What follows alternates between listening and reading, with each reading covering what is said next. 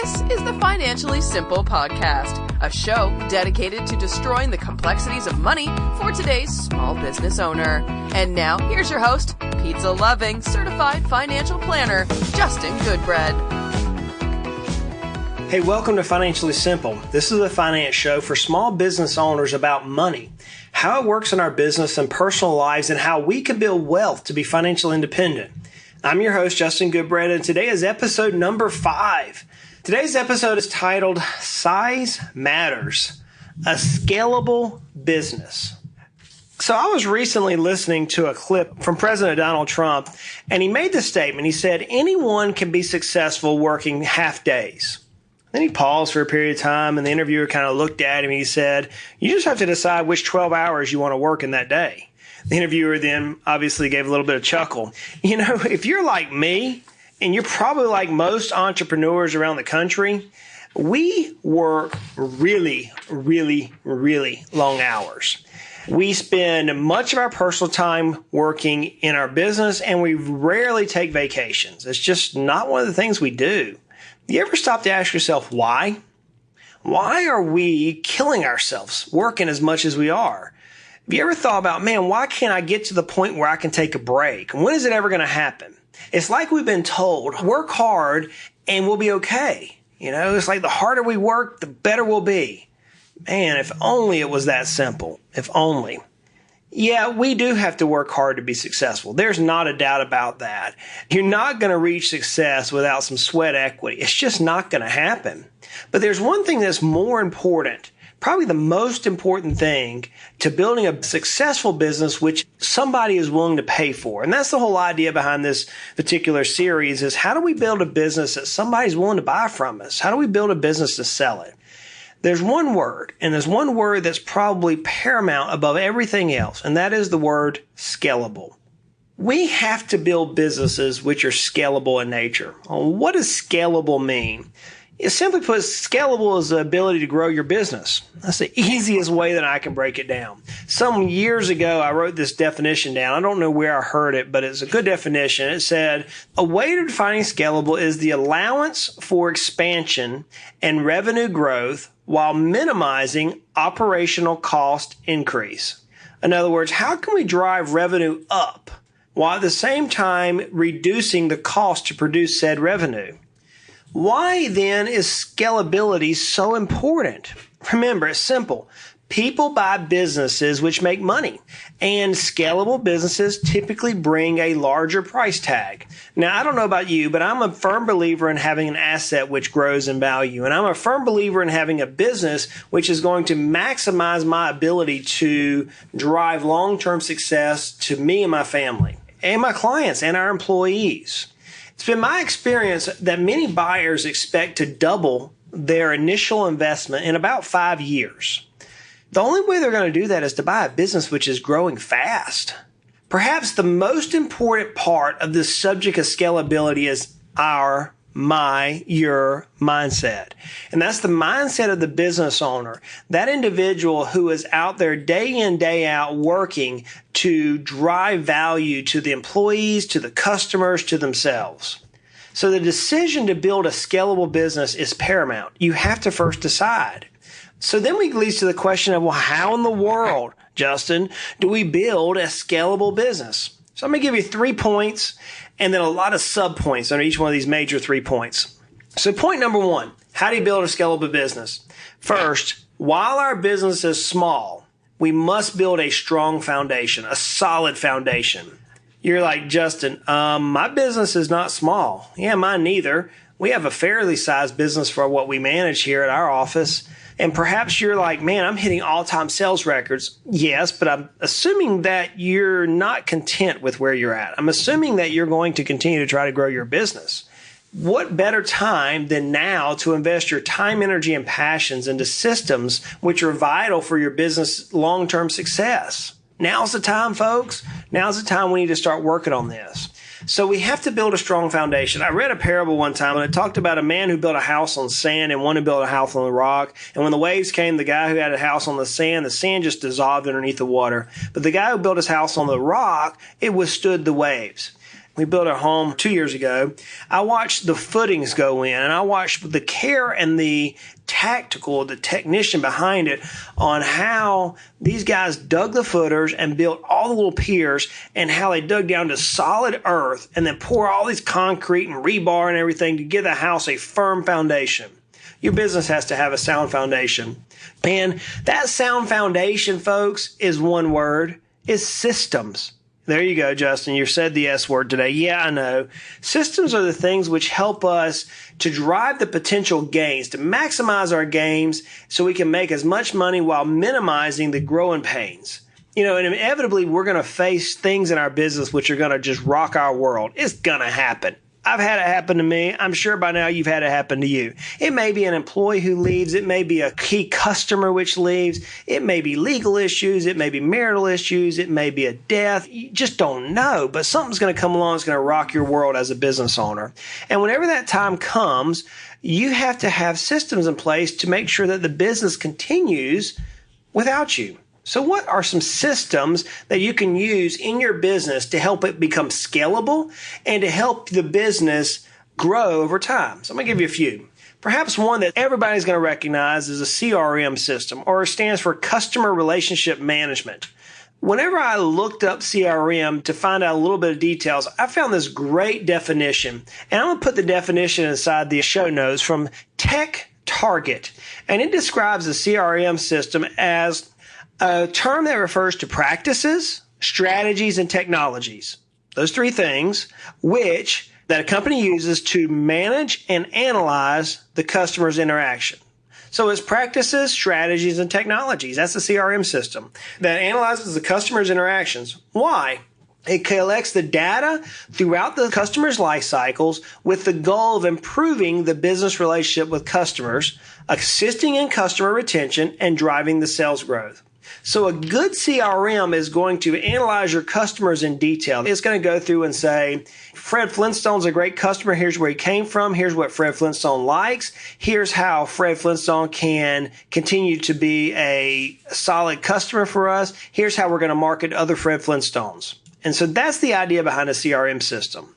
If you haven't employed one, there's many out there. Perhaps your particular business has an industry-leading sales systems. I know in the financial world, there's about 3 or 4 good CRM systems which are customized specifically for the financial world. I have many dentists who are clients of ours, and there are many different CRM systems for dentists. EagleSoft is one that a lot of our clients use. It's just a company that developed a CRM system for dentists. I have clients who own auto mechanic shops, and they have CRM systems for those particular shops. I have clients who have pool building companies, and they have CRM systems for those. If you say, well, my particular industry does not have a customized CRM system, I have a friend of mine who cuts grass, and he uses Salesforce as his CRM system. So Salesforce is probably the largest. They're based out of San Francisco, California. I drove by there 2 years ago, and they have like this unbelievable picture board with all this different graphics behind it. It's like a huge LED TV, like the size of a building. That's unbelievable. If you actually just Google it, it's pretty amazing. So that is probably one of the most important systems you can have, is tracking how your customers are coming to you, what they like, and where they're going, and how you can track more of them. But it's not the only system you need. You also need a good financial management system. So financial management system is going to be the system which you use to track how your money is coming to the company, where is it going. It's basically your books and records. So many small businesses use QuickBooks. I personally use QuickBooks. There, again, may be a financial system within your particular industry that you can use that's custom software that's available to analyze cash flow. But you need a good financial management system. A third system you're going to need is a sales management system. So think of this as a sales funnel. How do customers come to you? How do they hear about you? And then what's it going to take to happen in that sales funnel, if you will, to move them from the wide part of the funnel to the very narrow part of the funnel, where they're either going to make a decision to work with you and your team or your services or your product, or they're going to decide that they don't want your product or services or team. Either way, you want to make a decision. Now, that's what's called a sales management system. It's where you keep your prospects on track to becoming clients. So I use a system called Infusionsoft. There's companies called HubSpot, which does this, which is like a sales management system. And then there are, again, specific industry management systems that are outlined for your particular industry sometimes. but you need a sales management system. Legal management. Oh, that's the fourth system we have to deal with. And legal management many times is delegated ultimately to a law firm, the larger you get. But the idea behind a legal management system is you need to have some way to keep your agreements, your contracts, your various documents that you use with your employees, with your customers, with the government, with providers, etc. You need some way to keep those up to date and in compliance with the ongoing legal changes which occur on all different levels. At the local level, the state level, the federal level, the self-regulatory level, you name it. We need a management system. So many times business owners will hire a law firm to help in that area, but you need some way to manage this. A fifth system is a marketing management system. How are you going to offer your product and service to the marketplace? Are you going to use social media, which is pretty popular these days? Are you going to use traditional? Are you doing an e-commerce site, web marketing, email marketing? Is it going to be print advertising? You really need a system which is going to track how that product is being delivered or how that service is being delivered to your target market. Again, companies like Infusionsoft and HubSpot can help you here. They'll help you delivering that product and that message to your target market. Now, a system you probably haven't thought about, which is my sixth system, and that is a talent management. So I used to call this employee management systems. I'm not a big fan of the word employees. I'll tell you why.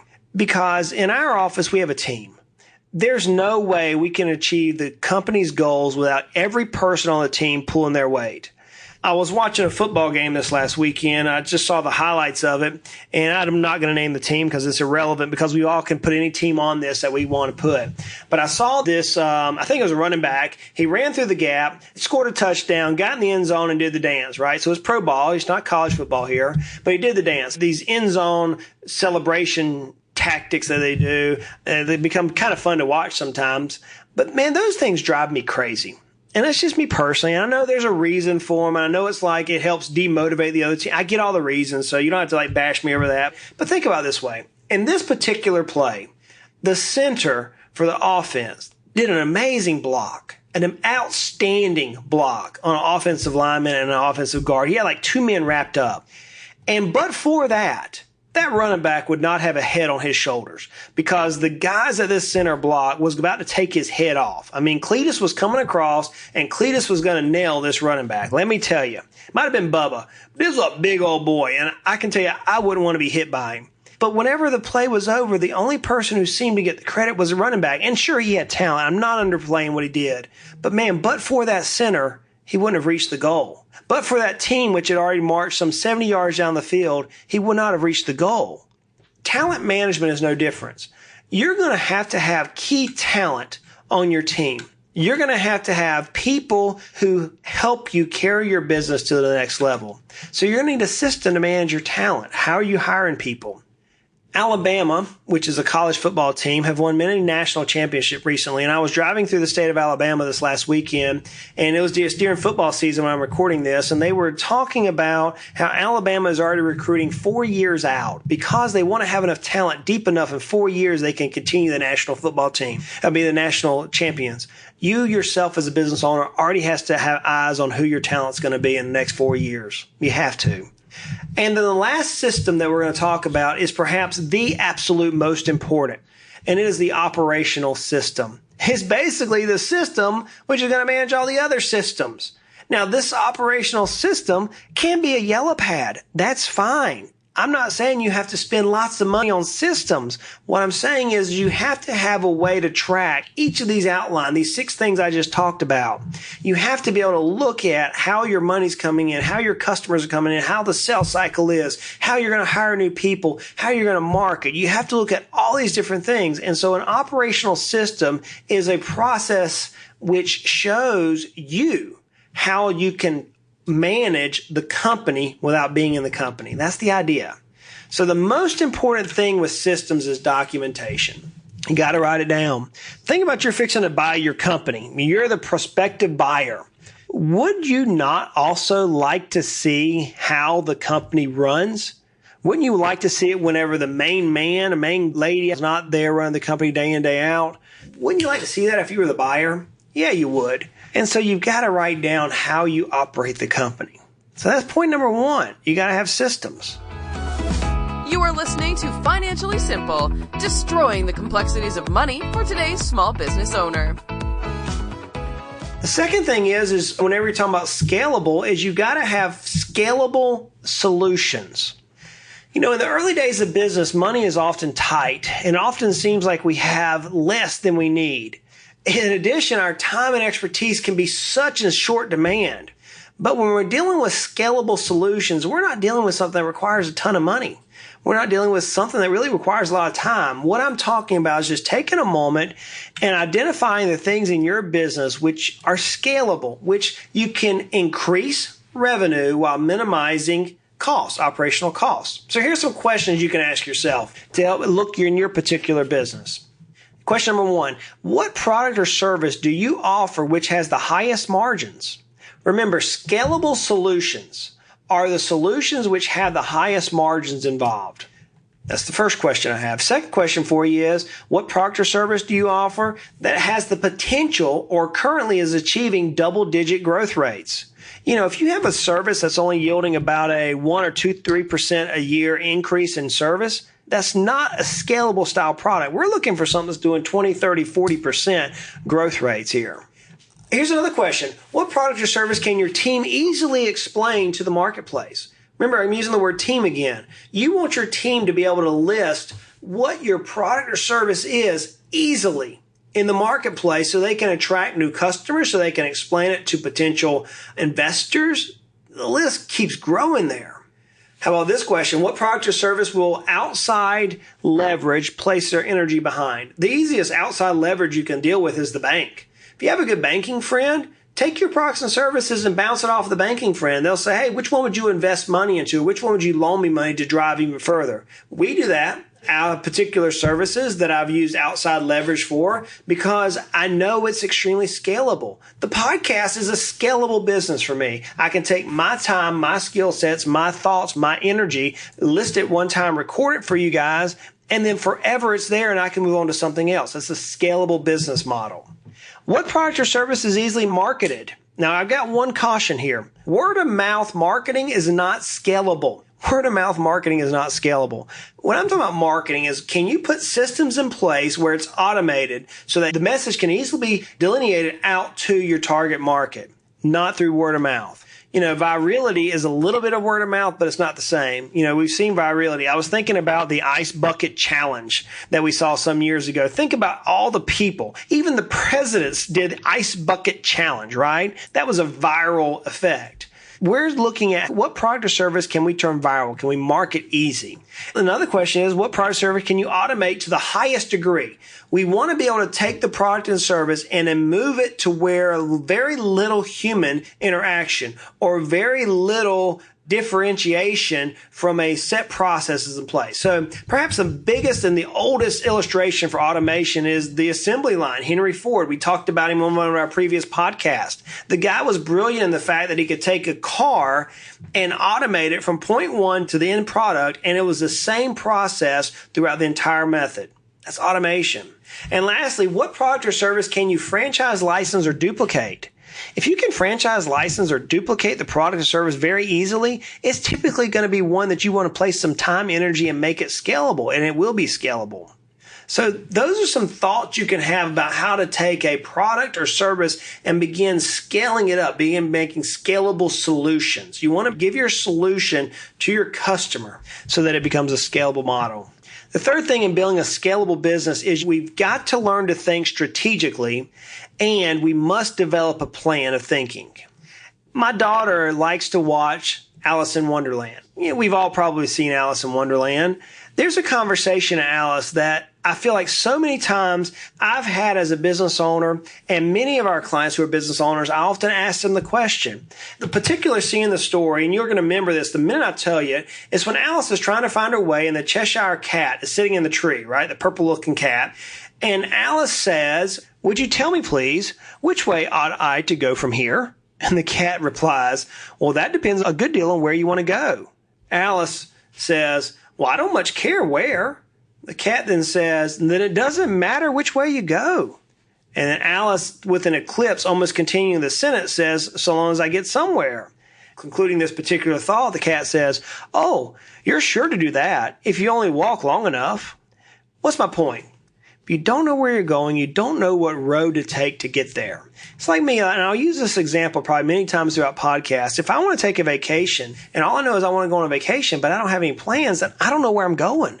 On the other hand, if I want to drive from Knoxville, Tennessee, all the way across the country to Oregon, pick any city in Oregon, anyways, I'm headed to a destination, then if there's an avalanche in between, if there's moose in the road, if there's a roadblock, if there's earthquakes, if there's famine, whatever, I can navigate around whatever's going to take place.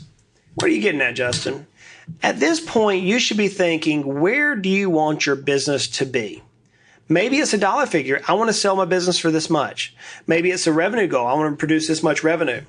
I have some goals that I have personally. One of my personal goals, don't laugh at this, is I want to write a New York Times bestseller, something I've wanted to do since I was a teenager.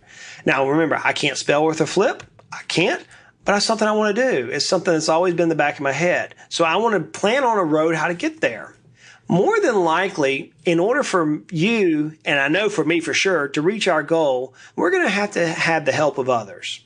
So at this particular point, whenever we're dealing with planning where we get there, we fall victim, we being me and you, the entrepreneur, we fall victim to the Shakespearean flaw, which stated, and this I saw this somewhere, and it said, what makes us strong also makes us weak. What am I saying? If my strength is one that I can just jump in and work 16, 17, 18 hours a day and just grab the bull by the horns, wrestle to the ground and make it happen, right? There's not a thing in my business that I can't do. Then that exact strength, unless I'm willing to yield my strength to the help of others, is going to weaken my business. I'm going to need to rely on others to help reduce my strength. And that is hard. That is really hard. In order to build a plan for scalability, we must turn the conversation of our business from I'm the business owner who started this, to we have an outstanding business. You see, it's a play on words, but it has such intrinsic meaning. We've got to turn it from me, this is me and my, to this is our team and our. Instead of it being my vision, we have to have our team cast the vision. If I can get all the team members with their own visions that are all unison, then I have a mighty army who's pulling to the common goal. Why is that important? Well, at some point, you're going to hopefully sell the business, and you're going to have a group of people who's helped you get there. And those people are going to be rewarded handsomely. They're going to want to see more than likely the business continue. So it helps you at this point to look at, how in the world can we cast the vision? Can we build the plan so that we can reach our goal? So I'm going to give you a couple of steps along those lines. Okay. The first one is we have to change. This is me. I'm talking to Justin. I have to change my way of thinking from this is my business, my success, to now it's our success. The only way the business is going to be scalable is if I relinquish my strengths and I allow others' achievements to help bolster my strengths. I've got to have buy-in from a team. The second thing is instead of being the star of the team, instead of it being, Justin's a superstar, Justin's a rock star, or in your team or in your particular business, you're the superstar, you're the rock star, you now have to move yourself into a coach. I remember, and it's just something that I think is just amazing to me. Many people will say in business, and I watch this with people who write these books. I call them pinnacle mountaintop books is what I call them. These people have reached these pinnacles in their business, and they get back and they talk about all of their accomplishments. It goes back to that guy who runs the end zone. The same thing. He runs the end zone, and now it's his accomplishment. The problem is that we didn't reach where we're at today by ourselves. President Obama, and I don't agree with a lot of the things the guy did, and I agree with some of the things the guy did, but he got wrongfully butchered whenever he said it's not your business. I understand why he got butchered, because I got a little ruffled when he said that, but I understood a bigger message there. His bigger message is what I'm trying to relay. Your accomplishments are not individualized. The only way that you and I have reached to where we're at today is because somebody else has invested in our lives. Maybe it was a family, maybe it was a friend, maybe it was a pastor, maybe it was a coach. You say, well, Justin, I don't have any of those things. Okay, maybe it was a teacher. Well, I didn't ever have any teachers that educated. I was self-educated. Okay, cool. Somebody spent the time and energy to write books that you've read or write websites that you've looked at. Inevitably, somebody in our lives has dedicated or sacrificed somewhere along the line to help us reach where we're at today. And now it's time for us entrepreneurs to do the same. If we're going to build a scalable business, we cannot be the star of the team. We have to be the coach. We have to cheer our team on to the victory. The third point on this is, like Jim Collins stated in his book, Good to Great, we got to get the right people on the bus, folks. I get so frustrated watching people hire cheap talent. And I use that word very loosely there. They go out and they say, well, I can hire one person for, I'm going to give a number, $100,000. I can get the same guy for $60,000. I'm going to pay the $60,000 one. Look, it's not hard. Hire the best people you can afford. Great people yield great results. If you get people who are less than your best, you're going to get less than your best results.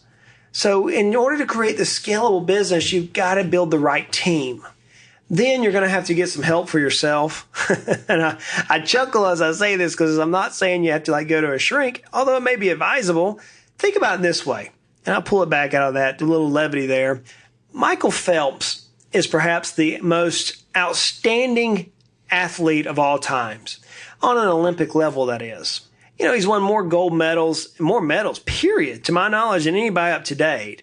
Isn't it interesting that Michael Phelps still has a coach? Have you ever thought about that? I mean, the man could probably write books on how to swim. He probably can coach every technique out there on the butterfly, the backstroke, the crawl. I mean, he can do it all, right? But he has a coach. Why? Well, he needs someone to encourage him. He needs someone to point out his failures. He needs someone to motivate him. He needs someone he can talk to. You're no different as a business owner. We're going to need somebody to be in our corner. Maybe that's a financial person like myself. I know I have many clients that hire me just to be a coach for them. Maybe it's a CPA. Maybe it's a brother. Maybe it's a mom. Maybe it's a friend. Maybe it's a board of advisors. Nonetheless, you're going to need help for yourself. This next one's going to sound a little strange. And my last point here is you got to remember your family. If you're like most entrepreneurs, then you spent a lot of time building the business to the detriment of your family. Let's be honest. I see so many folks who are in the office when their kids are out at Little League games. I see so many folks that the kids are in bed. This happened to me last night. I had something come up at the office that I had to get it done. I didn't walk in the house last night. Everybody was in bed when I walked in. That's unacceptable if that becomes the habit. But when I say remember your family and reconnect with your family is if you're going to build a scalable business, once you get the systems in place, you're going to have to walk away. I remember a friend of mine who owns a business here locally. He said, Justin, we need to create a mini-me. So we did. We created a mini-me for him. He's almost like the Austin Powers theme, right? And his idea was that after a year of training, he was going to walk away, turn the phones off for a month, and hope when he came back, the business was going to be running. Now, we did some tests between them, but he did. He walked away for a month, turned his cell phone off. No one could contact him. When he came back, the business was greater than when he left. And so now he's looking at a scalable business that now he can focus his time and energy into other places.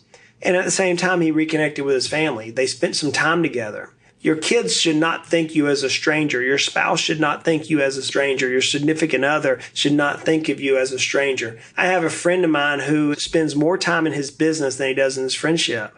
You know, in order for a man to have friends, he must show himself friendly, the old proverb says. So now's the time to do that. Why? Why all three of these points? Why am I even talking about scalability? Remember, the goal that we're dealing with first and foremost in this particular series is let's build a business to sell it. If we're going to build a business to sell, to attract top dollar from a top buyer, then the business has to be scalable. You have to be able to increase revenues without at the same time reducing the cost, the COGS, the cost of goods and services, and the money it takes to produce said revenues. If you can build a scalable business, you will attract a buyer. You will. So guys, that's it for this episode. Episode number 5's in the books. Giddy up. How about you? Are you building a scalable business? If not, why aren't you doing it? Hey, look, we say this every week. Life's hard. Life's complicated. Business can be fun. Business can be stressful. Giddy up. Finances don't have to be. Let's continue to make our lives at least financially simple. Y'all have a great day. You have been listening to the Financially Simple podcast. The information in this show is for informational purposes only. This show is not investment advice. Instead, seek help from a competent financial advisor. Justin Goodbread, CFP, is an investment advisor representative of Heritage Investors, a registered investment advisor.